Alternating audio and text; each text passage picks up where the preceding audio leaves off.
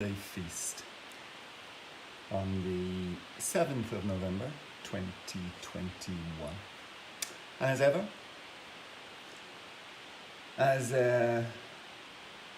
inaugurated in 1966 by His Divine Grace A.C. Bhaktivedanta Swami Srila Prabhupada, who this week we will be celebrating his disappearance from this world in 1977.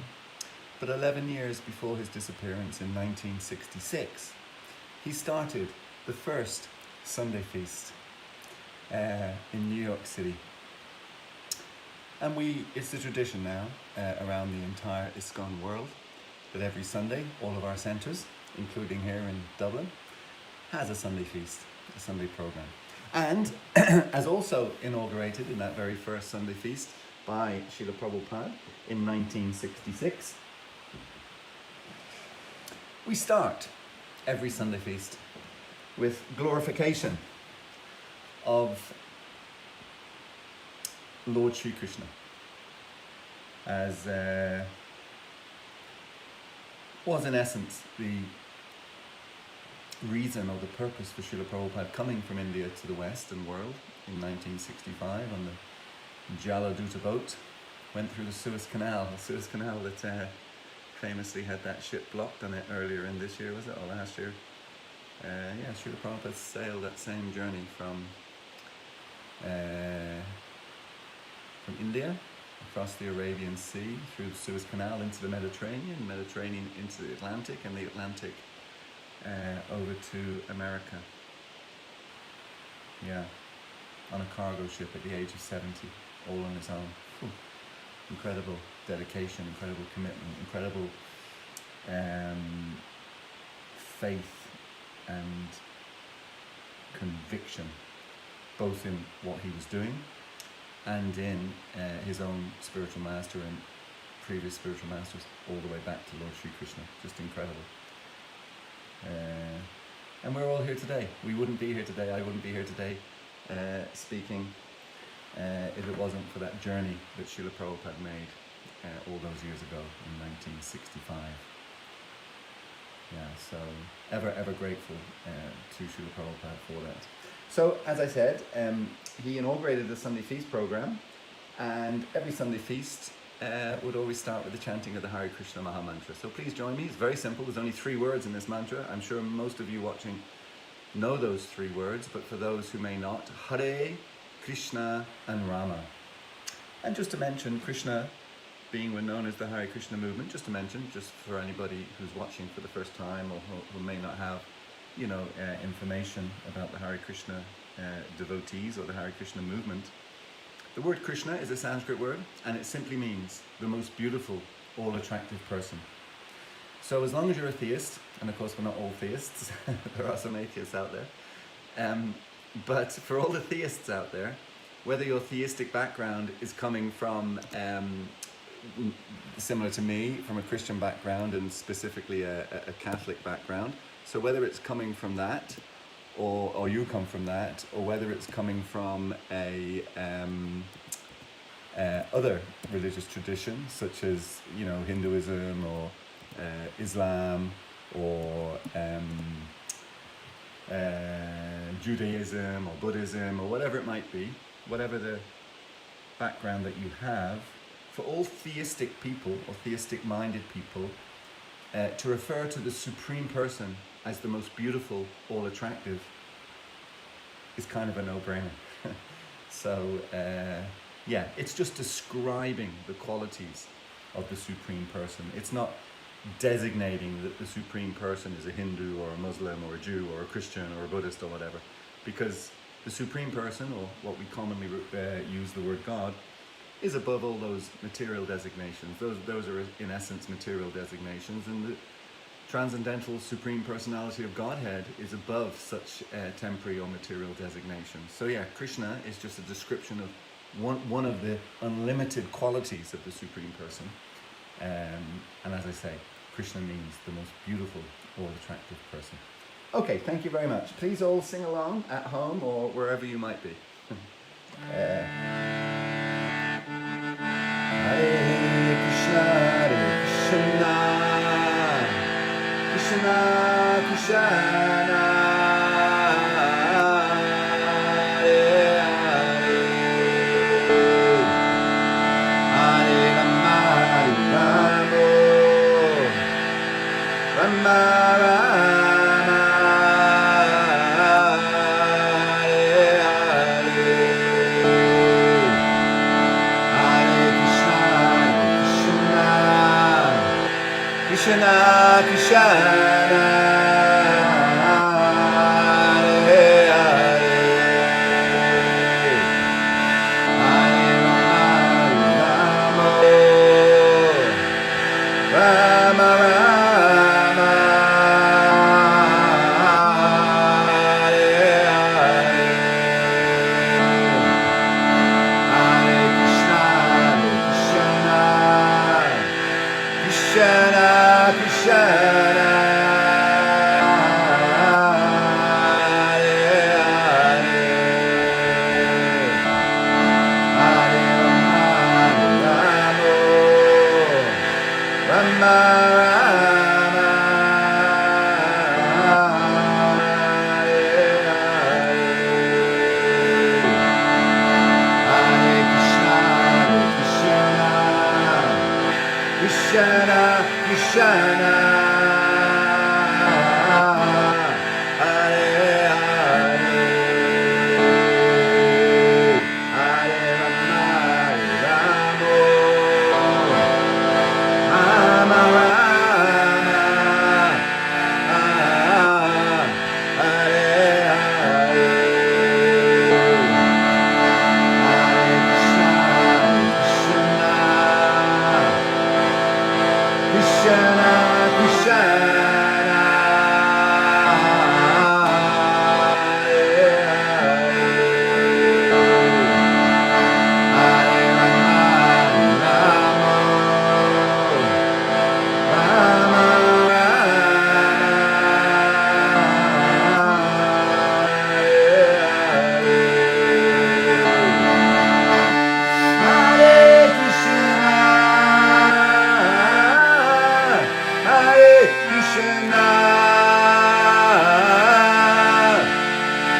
Krishna, Krishna,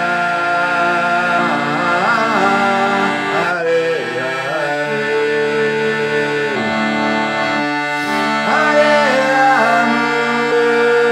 Hare Rama, Hare Rama,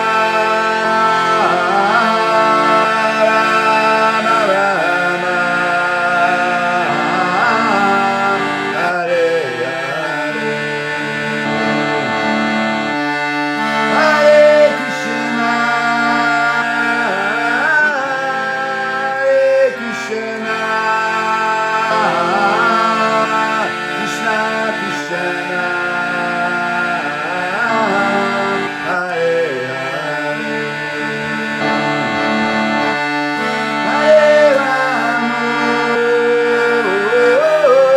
Hare Rama, Rama Rama, Hare Hare, Hare Krishna, Hare Krishna, Krishna Krishna, Hare Hare, Hare Rama, Rama, Rama Rama, Hare Hare, Krishna, Hare Krishna, Krishna Krishna, Hare Hare, Hare Rama, Hare Rama, Rama Rama, Hare Hare, Hare Krishna, Hare Krishna, Krishna Krishna, Hare Hare, Hare Rama, Hare Rama,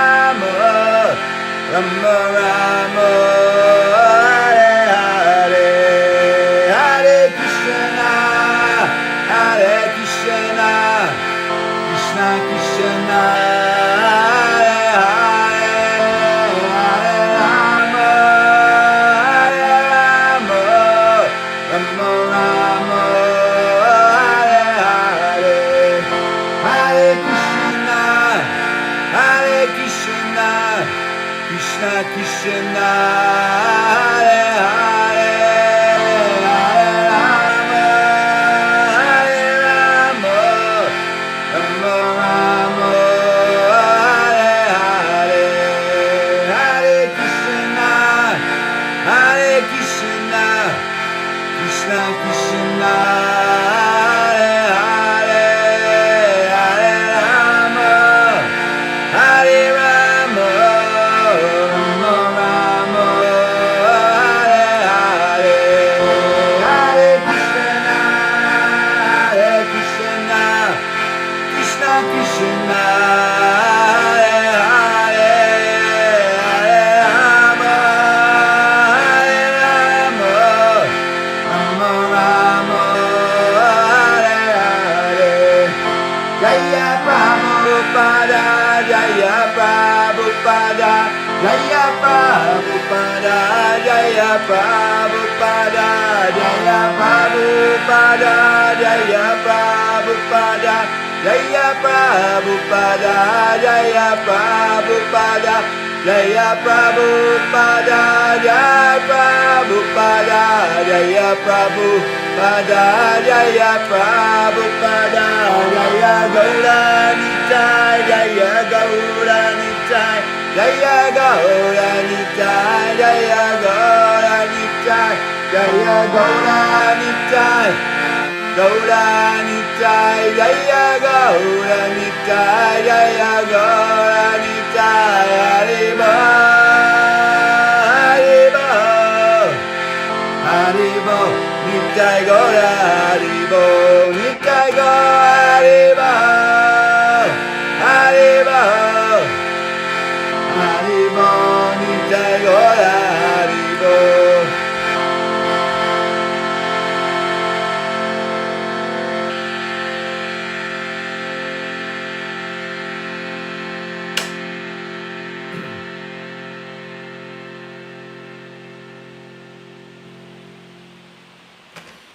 Hare Krishna.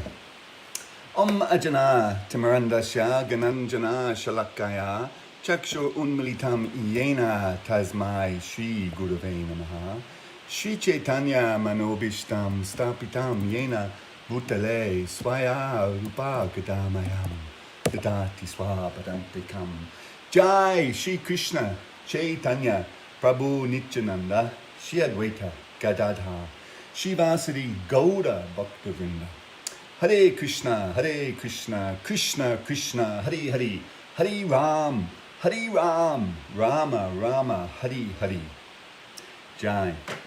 Okay, so we were speaking there a little earlier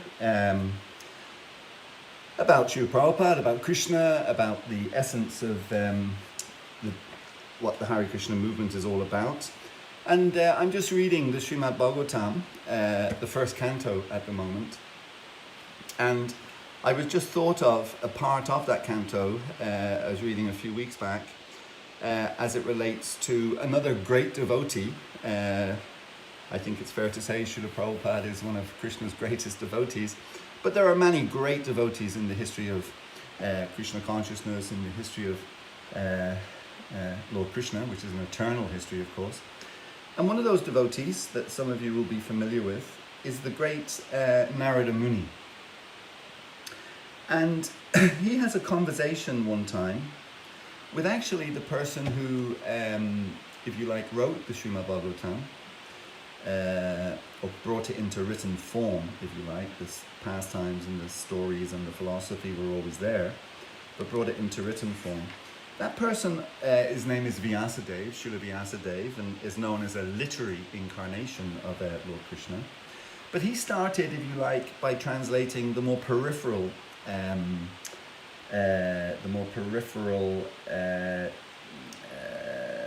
aspects of Krishna and the Krishna conscious philosophy. And after he had completed that, he was having a conversation with Narada Muni, and Narada Muni asked him, basically now, is he satisfied? And Vyasadeva's response was that he wasn't pacified, or he wasn't satisfied. He felt something was still missing. And then Narada Muni offered him the reason why, if you like. And he said This is Narada speaking to Vyasadeva. You have not actually broadcast the sublime and spotless glories of the Supreme Personality of Godhead. That philosophy, or any philosophy, which does not satisfy the transcendental senses of the Lord, is considered worthless, which is an amazing statement from Narada Muni. It's considered worthless. Everybody in the material world, some more famous than others, if you like, or some are credited with it, with theirs more than others, but everyone basically in the material world has a philosophy. As I say, some have become more well known or more famous than others. Actually, there's a nice book, Dialectical Spiritualism, that Srila Prabhupada wrote, if you like. It's where Prabhupada is giving commentary on all the various philosophers and what their philosophy was, all the various well-known ones, like Freud and Isaac Newton and Darwin and all of those kind of ones. But anyway, what Narada is saying here is that any philosophy that does not glorify or satisfy the transcendental senses of the Lord is considered worthless. So it's just very, very interesting. We were talking earlier about atheism and theism. Actually, we could speak on that just today, but that wasn't what I was planning to speak on. Now, in a purport, so that's a translation, so that's a direct text, if you like, dating back thousands and thousands of years ago. Bhagavatam was written over 5,000 years ago. So that's a direct text, and that's Narada Muni being quoted.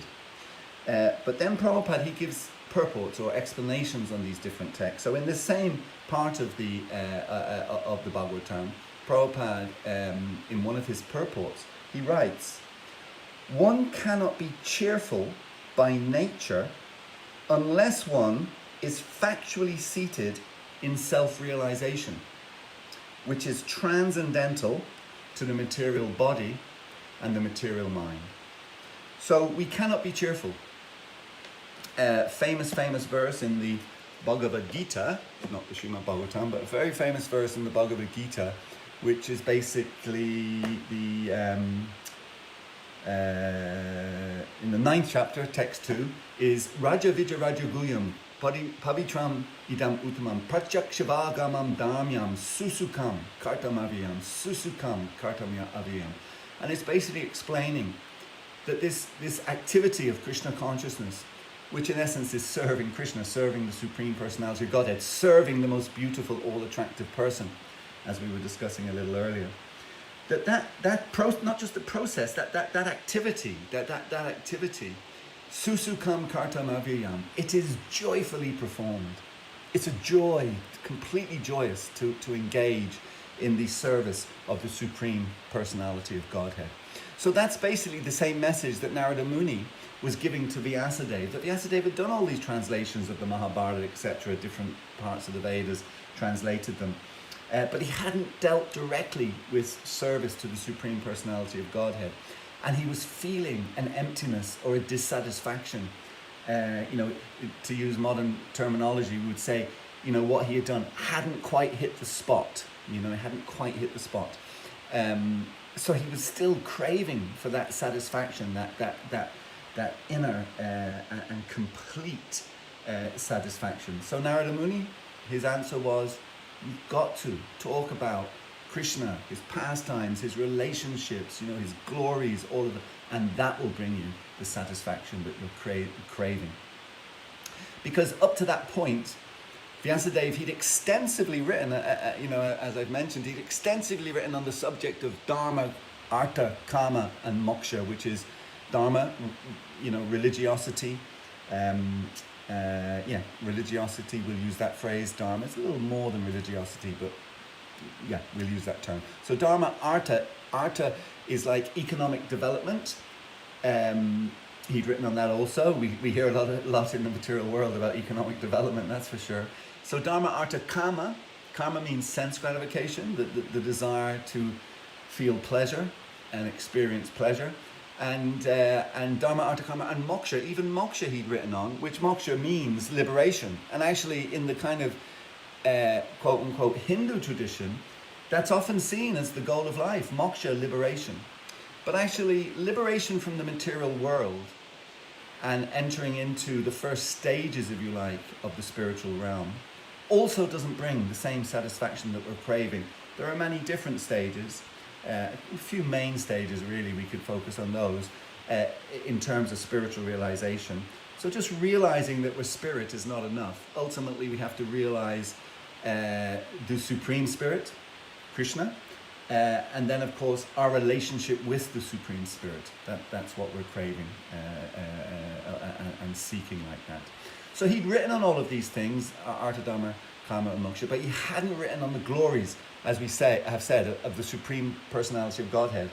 And this very much echoes the massive, I would say, massive conundrum for all of us that we all face here in the material world. Because we're all, like Vyasadeva and everybody else, we're all seeking to be happy. But unfortunately, our tendency is that we can't get beyond the concept of Atmavan Manyate Jagat, and therefore we also are seeking that pleasure through that dynamic of Atmavan Manyate Jagat.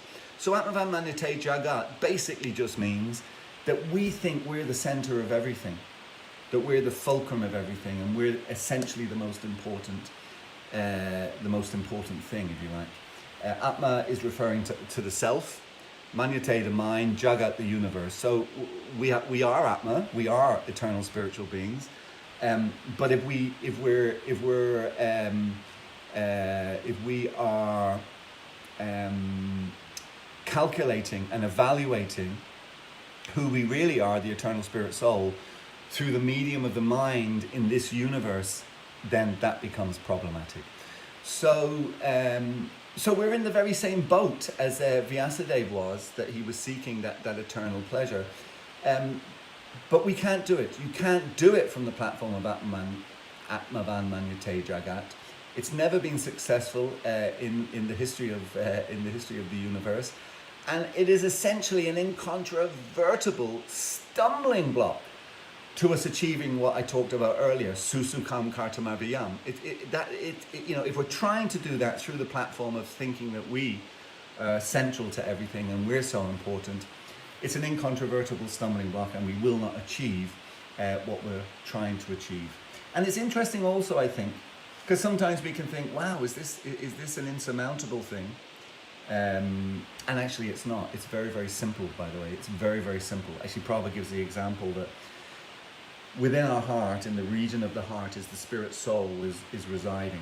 Us, the real us, the spiritual spark, the spiritual being, the jiva, the atma, like that. Or as we say from a Christian background, the soul. So that's where the soul is residing. And right beside the individual soul is the super soul, or Krishna. Krishna accompanies us everywhere, which is another extraordinary act of compassion and mercy that Krishna does that. He's always with us. He wants us to... And Prabhupada says that all we have to do is recognize that Krishna's there, and instead of looking this way into the vast universe of Atmavan Manyate Jagat, and thinking we're the center and thinking, whatever, we can figure everything out. We just have to turn our heads and look this way and see Krishna. And once we do that, literally a turning of the head, then everything becomes so simple. But anyway, just to give us encouragement, if you like, or maybe a little enthusiasm in that regard, it's worth reflecting on who Narada Muni, or not who he was, but his background and where he came from prior to him achieving perfection. Narada Muni is the perfect devotee. He's often described, you get people like Narada Muni, Srimati Radharani, and devotees like that. And if you like, there's kind of almost like an unwritten contest as to who is actually the best devotee of Krishna. But these are exalted, incredible devotees, just incredible. So this is Narada Muni, the capacity, his position. But it's interesting, as I say, because we can derive an awful lot of encouragement, I think, or at least I can, from this encouragement and enthusiasm, is to think about and consider Narada's background. During a previous lifetime, for Narada Muni, a previous lifetime of Lord Brahma, Narada, he was born basically as a heavenly personality in the heavenly planets, which are still in the material realm, so they're not the perfection in and of themselves. But he had an exalted birth, an exalted material birth. But he was his name was what was his name? Upabahana was his name, and he was very beautiful, and thus he was a magnet for suitors, if you like. Everyone is attracted by beauty, in essence. So if you have a beautiful woman, men will tend to be attracted, and vice versa. So Narada was a very beautiful personality, heavenly personality. So he was many suitors were attracted by him. He was like, if you like, a magnet for the opposite sex. As a result of that, and I'm sure both the men and the women listening, whichever way you look at it, can relate to this. That becomes intoxicating for the person who's the focus of everybody thinking they're so beautiful, etc. You can become intoxicated. So Narada did. He became bewildered by lusty desires, essentially, because he had all facility with all these different people wanting him, for want of a better word. He had great facility to engage in that sense gratification, and he became bewildered by his lusty desires. And in essence, as Prabhupada explains in one purport, he lived in what modern day parlance we would use the term playboy, that he was effectively a playboy. So this is where Narada Muni is coming from. And during that particular lifetime of Narada's, the demigods had arranged, they'd arranged, in essence, a Sankirtan festival for glorifying Krishna, for glorifying the Supreme Personality of Godhead. And so many people in the heavenly kingdoms, heavenly planets, were invited to this grand festival, like a big party. But it was a party not focusing on ourselves and our own enjoyment, but glorifying the Supreme Personality of Godhead. And Narada, he came to that, or I should say Upabahana came to that particular party, that particular festival. But he brought with him, as you would, I guess, he brought with him a whole entourage of many women, attractive women, and they came with Narada. They were attracted to him, and he came with them. They were all, by the way, it's another quality of many of the people in the heavenly planets, is they've got wonderful voices. They're the great singers, the Apsaras, the Gandharvas, etc. Beautiful singers. So they came, and they were also singing. They were singing, but they were singing mundane songs. They didn't sing. They kind of assumed on one level that somehow or another this could be included as part of the glorification of Krishna, but actually that's another interesting point. It's very specific how we glorify Krishna, and the different songs or mantras, etc., that we would chant. But anyway, they came along, Narada and all these ladies, and they were in essence singing mundane songs instead of Krishna Kirtan. And of course, that's considered an offense, to come to a transcendental spiritual festival with essentially society women, where the mood and the energy is very much sense gratification, and then also, singing mundane songs, a little bit like modern day kind of nightclubs, men and women go there, they want to associate, have a good time, so called, and they're all dancing and bopping to, whatever mundane music and mundane songs like that. So as a result of that offense, and because Narada was the senior in this arrangement, he was bringing those with him. He was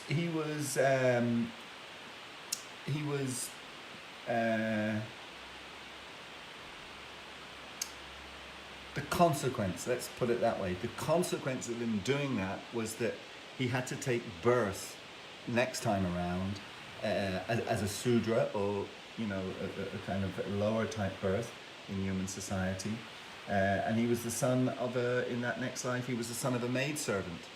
But then in that lifetime, because Krishna ultimately, and it's an important point that I was saying earlier about Krishna, he's in our heart, he just wants us to turn to him. He can't force us, he's never going to force us to do that. It has to come from us. We have to want to take shelter of Krishna, we have to want to have a relationship with Krishna, we have to want to love Krishna, etc. He's never going to force us, but he does want us to. Simply because, not for himself, but simply because Krishna's Atmarama, he's completely self-satisfied, he doesn't need us to do anything for him. But he wants us to do that because that will achieve happiness for us too, which is what we're all essentially seeking, like Vyasadeva was seeking like that. So some years, yeah. So therefore, he had this consequence of committing this offense at this festival. That he had to take this next birth, which wasn't such a great birth in one sense. But because Krishna, is always wanting to encourage us and try to get us to do the thing that's best for us, he arranged that these great sages would visit Narada and his mother at some point in time, and that Narada would get the opportunity to take some of their prasadam, the remnants of their food, their transcendental food, that would really evoke a super spiritual response, if you like, or empower Narada from the situation he was in, and project and propel him into spiritual activity. And it was all arranged. He had taken that prasadam. His mother then was bitten by a snake or a serpent, and while she was milking a cow, actually. And so she left the world. She passed away, if you like. Narada then, as a result of that and the experience with these great sages and benefiting from the power of prasadam, prasadam meaning the mercy of the Lord, and it particularly means spiritual foodstuffs that are prepared. First off, the ingredients can never have any meat, any fish, any eggs, or any derivatives of those things in them. And then once you have the right ingredients, that the preparations are prepared and cooked in a mood of service to Krishna. And then when that's done, and then when they're finished and offered to Krishna, after they're ready, and then we take the remnants, it's very, very spiritually potent. So this is what Narada experienced from these sages. And then he, after his mother passed, he decided that he would leave and head north basically towards the Himalayas, or the Himalayas as they are sometimes known, and really dedicate himself to spiritual life and to service to Krishna, and rid himself once and for all from this material world, from the situation that he was in. And he went through so many forests and jungles. He literally was living just on fresh mountain stream water, which with zero pollution, which it would have had thousands of years ago, whenever it was, in a place like the Himalayas or the Himalayas, would be just totally pure, uncontaminated water, would actually enrich and enliven and give Narada everything that he kind of needed. Then one day he arrived at a lake, and he took a bath and all of that. And then the most amazing thing happened while he was meditating on the super soul within his heart, and his mind was fully absorbed on the Lord's lotus feet. Krishna appeared to him. Krishna actually appeared to him, and Narada was just like overwhelmed with unlimited bliss and ecstasy. Just something, that's literally indescribable, impossible for me to be able to convey, what this actually felt like and what the experience was like for Narada Muni when the Lord appeared in front of him. But that was a relatively fleeting and short appearance by the Lord, and then he left. And then Narada, no matter how intensely he tried to regain that vision, he was just unable to do so. And then he became, which is also natural in the material world, something wonderful happens to you, and then it's gone. Then you become, somewhat sad, depressed, grief-stricken, and feeling bereft like that. So that was the situation that Narada was in. And understanding Narada's grief, and of course Krishna knew how sincere he was as a devotee, as his devotee. Krishna didn't appear again, but he spoke to him. Narada could hear Krishna's voice, and he explained to Narada that because he's still in the process and on the journey, as we all are, of freeing ourselves completely from the entanglement and the attractions and the contamination and whatever word you want to use of material life, of the material world, Krishna said that, well, first off, he made the point that Krishna very rarely does this at all, making these appearances, if you like, in the material world, they're very few and far between, that Krishna does that. And that's why actually in this particular age that we're living in right now, we're actually really, really fortunate, because Krishna actually appeared only 530 years ago.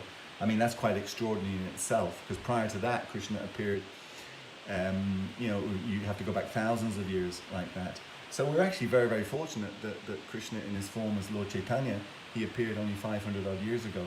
But anyway, Krishna was making the point, it's very rare that I do this, but I did this because you are such a, I know that you're such a sincere and wonderful devotee. But now I'm just letting you know that I can't come again. Now your part of the bargain, so to speak, is that you be completely free yourself from all material attachment and material attraction, material contamination, etc. And he reassured Narada that he hasn't got far to go, and when he does achieve that, then he will come back to the spiritual world, and you know, and it will be completely, you know, eternal then, and there'll be no interruption, there'll be no reduction of the actual experience of bliss and happiness that he will experience, you know, and he's very close to actually achieving that. So that's Narada's background, which I thought was just interesting to put in context, because here he now is advising, you know, the literary incarnation of Krishna, Srila Vyasadeva, on what he needs to do to achieve perfection. And he's talking from a platform of experience, because he's done it himself. Narada was in the same situation that we are all in. We're all on various, you know, levels of this journey like that, but basically he was struggling with material life. He wanted to be happy and all of that, and he was misdirected, as we said, in that previous life, and he was a kind of playboy and all of that kind of thing.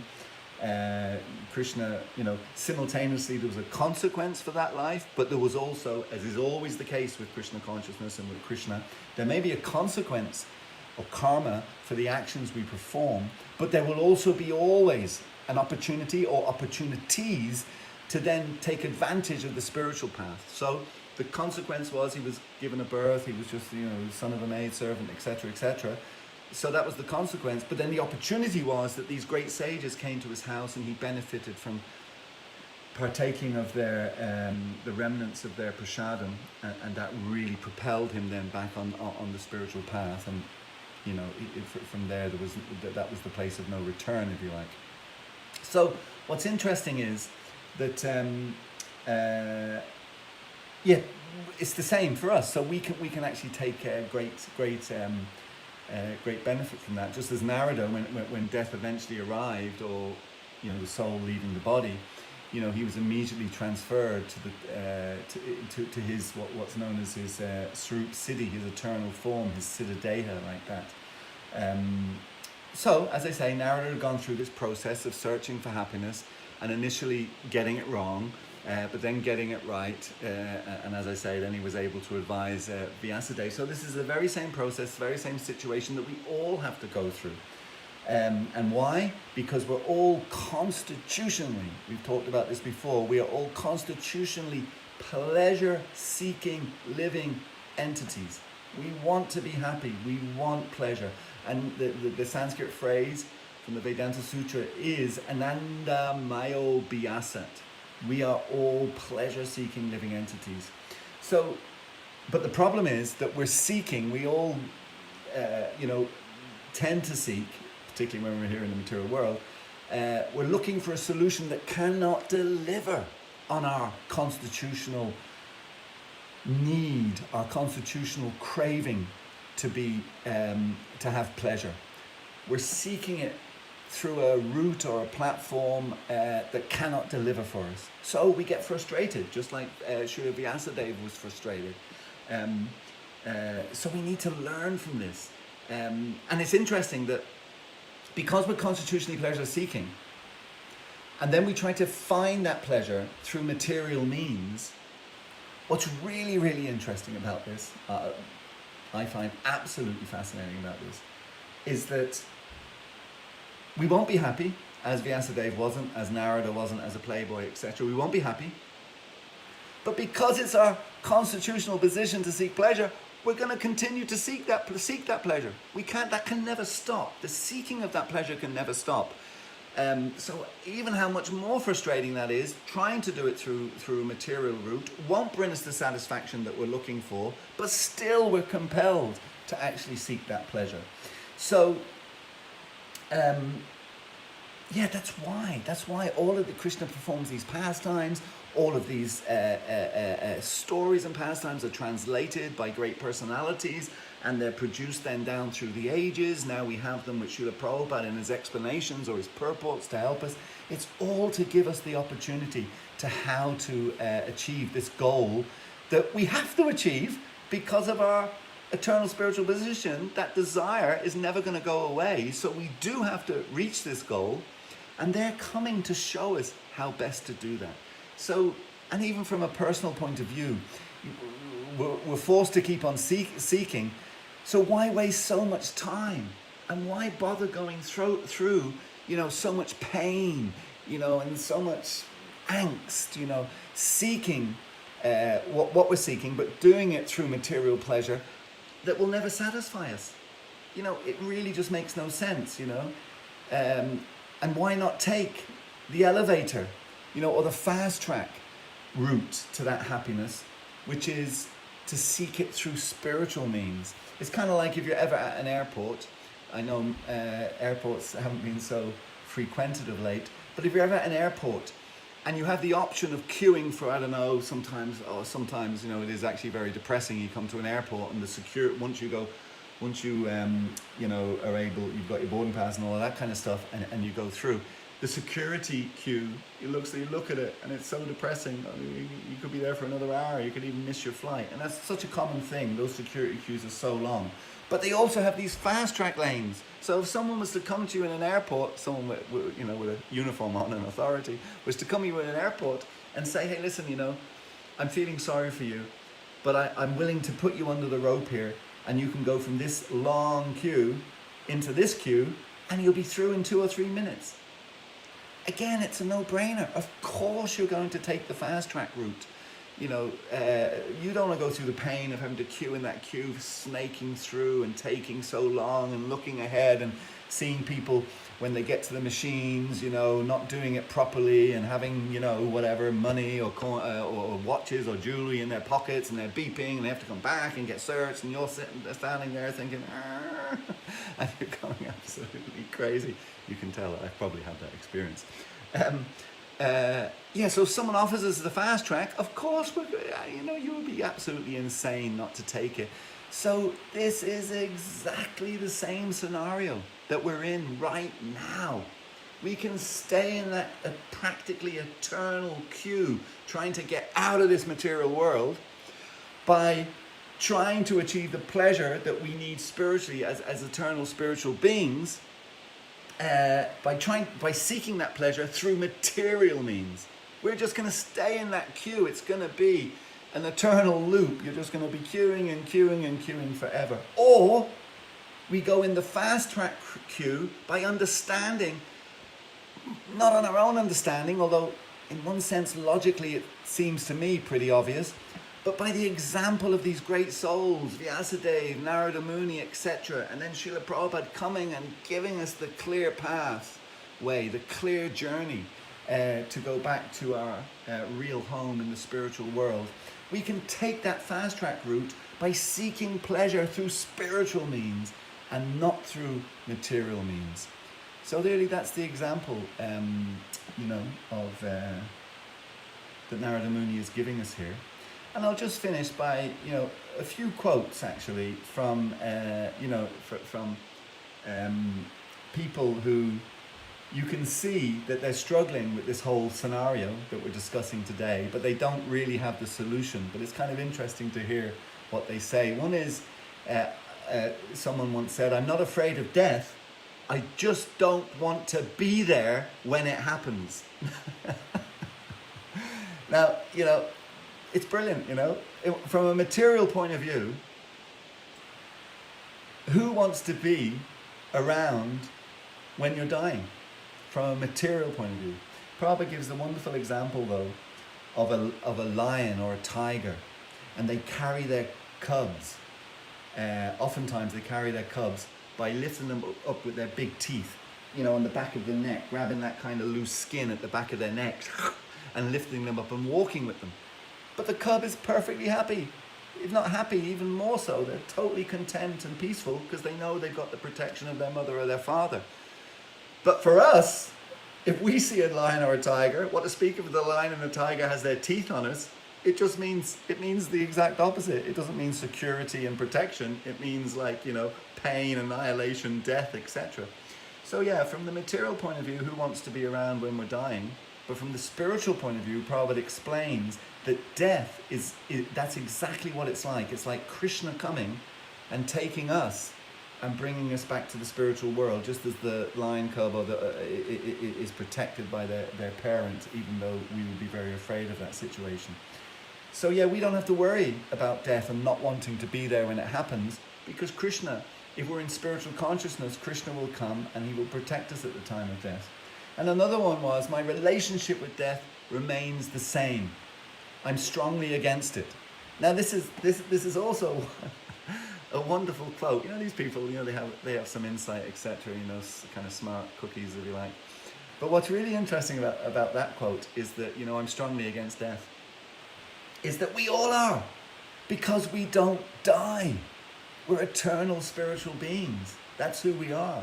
So we don't die. There's no question that the soul dies. Najayate mirte va kadachin nayam bhut baba vitavana bhuya.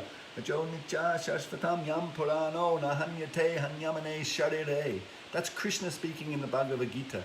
For the soul there is never birth nor death, nor having once been will they ever cease to be. They are eternal, undying, unending, immortal, etc., etc. They are not slain when the body is slain.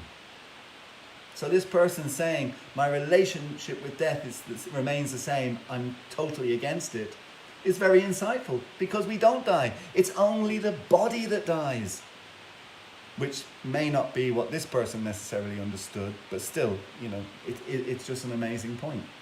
We're all against death because we don't die. It's just such a conundrum for us, such a weird thing.